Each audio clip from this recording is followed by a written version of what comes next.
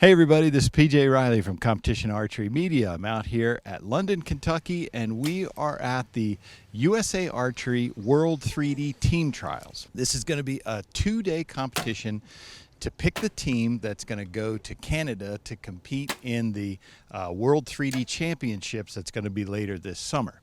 So what we got here is there are four divisions. We have compound, instinctive, barebow, and longbow divisions, and there will be men's and women's teams for each division. And the way the competition works is here they shoot a typical 3D course. However, instead of a 20 target course, they shoot 24 targets, and every archer shoots 2 arrows at each target. So a single round. Today is Wednesday, the first day of the competition, so they're going to shoot 48 arrows. Tomorrow they'll come out to a different course and shoot 48 more arrows. And then what they do to pick the teams is the top 3 in each of those divisions, men's and women's. They are the archers that will advance. They will be the U.S. team for the World 3D Championships. So there's some unique rules for each of these divisions. So what we thought we'd do is go talk to some of the archers to explain those rules to you. All right, we're out here on the barebow course with Duane Martin. Duane, of course, was a member of the U.S. team in 2017, Roubaix, France. You were part of the combined team that won the gold medal. Let's start off. How's that feel? It feels like $1 million. I mean, I had a good teammate, Calvin Smock, Dalton Richardson, and we went over and won the gold.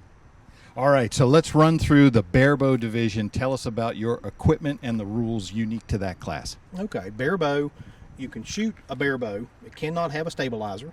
This is CD archery, the 27-inch. You cannot use a clicker, limb mounted, or grip or anything else. No clicker, no stabilizer. You can string walk. So, and your equipment here now, you have a weight on the front. There's a specific measurement that this riser has to fit through. Correct. The whole setup, just as it sets, has to fit through a 4 and an 1/8 inch hole. Yep. So they just slide it up over, and as long as it'll fit, then you're ready to go. Gotcha. And you have, as you mentioned, a metal rest. You got the plunger. No restrictions on your arrows. No limitations there. A size limitation. I think it's 23 series. It's as large as you can shoot. Yeah, I'm shooting a small gold tip, but yep, no, biter plunger, AAE rest, all that stuff's legal. And out here, this range, what is your max distance that you're shooting here? 30 meters, which is 33 yards. Yep. Gotcha. All right, Duane, thanks a lot. We appreciate your time. Thank you much.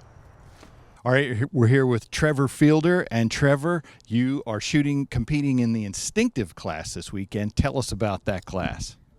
So instinctive class is one of 4 classes in the trials for the World Archery Team. It requires that you shoot a bow that is made of 80% wood, I believe. So you can have wood or natural materials in your bow. So this bow is a men's riser. It's made in Slovenia, and it is linen micarta and then wood laminations. So it's 23-inch riser and I'm shooting Hoyt limbs today. All right, and then you also have special rules as it pertains to, now this is an ILF setup you have here, but you had to modify it to make it legal for instinctive class. Correct, yeah. So some of the restrictions for the class are that you can only have one adjustable tiller bolt. So what I've done here is I have filled my tiller bolt with a birthday candle, actually, so that you can't put an Allen wrench in there and adjust it while you're out on the course. I don't think adjusting is legal on the course anyway, but that's just part of the rules.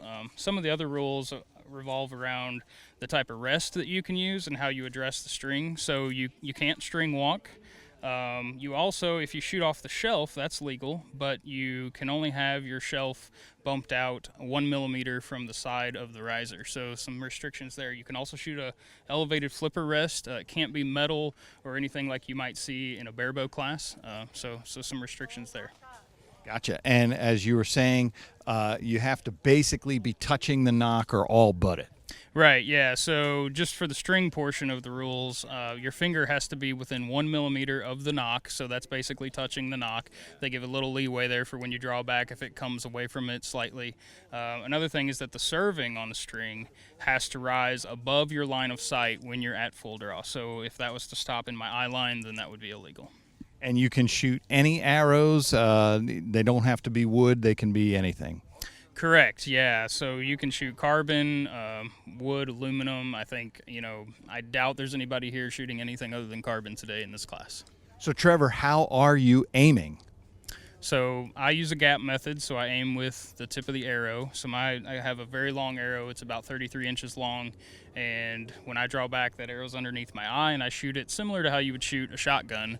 It's just that I have to have my tip a little lower than where I want to hit because, you're not directly under your eye. You're somewhere underneath that. All right, Trevor. Well, we appreciate your time, and we'll look forward to more instinctive class shooting this weekend. Appreciate it. Going to have fun. Thank you. All right, we're here with Tim Johnson, and Tim, you're going to talk to us about the longbow class.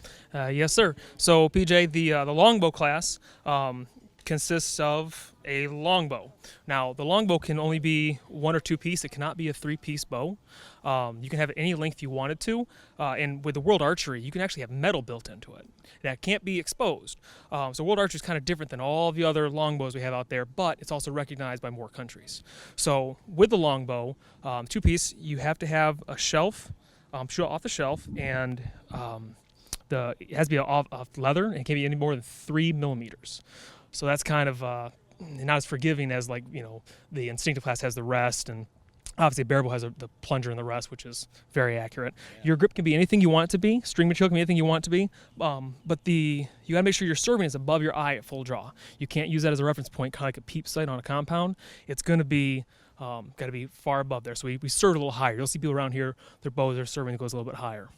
String walking, talk to us about that. Oh, string walking is not allowed. You're not allowed to face walk. It's got to be the same exact anchor point. You just get it in there, get leveled in, and that's where it is. So you're typically gapping. A lot of shooters are gapping. Now some, they'll look at the target and they'll say, okay, I need to put my arrow 6 inches lower than that, or they'll go, I need to put it a 1/2 inch over my arrow. So it kind of just depends on the reference point if you're using the arrow or the actual target itself. And our other big difference you got in your quiver there. I do. I have the wood arrows.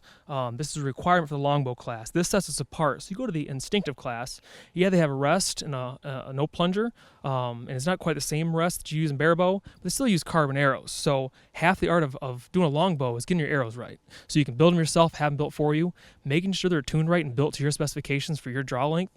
It's crucial. So you can have them too long, you're going to have a close point on. You have them too short, you're going to have a long point on. You got to figure out what works best for your style of archery. So this particular is a Port Orford cedar. I have top hat points, and all the tools and all the hardware you need to mount those are available at Lancaster. I did get these plastic nocks. They weigh a little bit less than the metal bushings. They're about 7 grains. They come straight from Blackie from Top Hat. And one of the things required is you have to use natural feathers in the longbow class. So I can't use any kind of vanes or those new trad vanes. It's got to be feathers. So you got to learn how to deal with that with the weather. All right, Tim. Well, we appreciate your time explaining the longbow class to us. Thank you very much, PJ. All right, so we are out here on the compound range. I'm here with Heather Gore, and Heather is going to run through the compound rules for us for World Archery. Heather, obviously it's an open class we're talking about, but what are some of the specific World Archery rules? So unlike ASA, you're not allowed to have any electronics. So no sight lights. It's an unmarked course. There's no rangefinders, no nothing like that. So that makes it a little tricky. You got to find a way where you can see your sight in the dark areas. Like I have a lot of fiber optic wrapped around, and it gets plenty of light. Sometimes you have to worry about a star bursting, so you can't dim it down. You got to find ways to do that yourself. Right. And arrows, what's our limitation there? 23s for World Archery is the maximum. I'm shooting the Gold Tip Series 22s, so I'm fine there. And draw weight maximum? 60 pounds is the maximum for compound draw weight. And you are at? 59.9. I made it. So you're right there. And as we were talking, this is unknown distance, so you have to judge each of these targets. Yes, which is a challenge for me. This is my first time judging distance at all. Other than feet of field, it's a little bit different. The animals I don't get to see very often, so it's been fun. And how about the terrain? This is a little different than you're used to out west. Yeah, you guys put us in rivers and stuff. All right, Heather. Well, we appreciate the insight and good luck to you this weekend. Thank you very much.